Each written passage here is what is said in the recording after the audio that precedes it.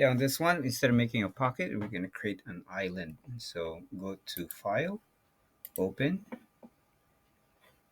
Open from my computer, click number 7, Island Roughing. We're going to change the orientation of this. Here's front, and then this is our home. Check your document settings, inches. All right, let's go to Design, Manufacture. Check your settings again, your units, I mean, inch. Click OK. We're going to set up. Select the Z axis and flip the Z facing the wrong way. Select the model origin, which is that one. Stock point is no additional stock. Click OK. We're going to use the 2D pocket again for this. So what we're going to do, we're going to cut around this to create an island. Select the tool.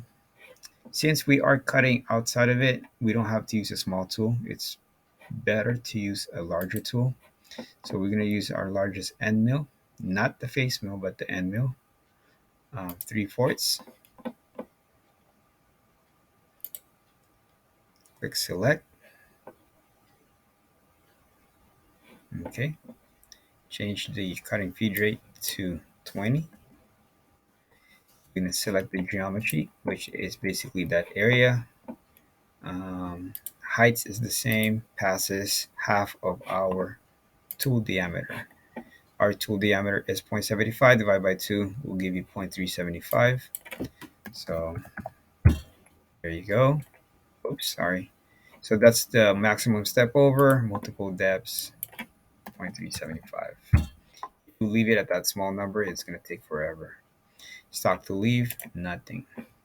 All right, and click OK. That's the path it's going to take.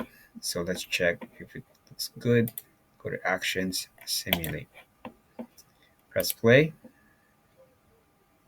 and it cuts everything, and we don't have any faults. Okay, you're going to save your work by going to File, Save, and make sure your name's here under Admin Project. Click Save. Okay, and that's it. Thank you.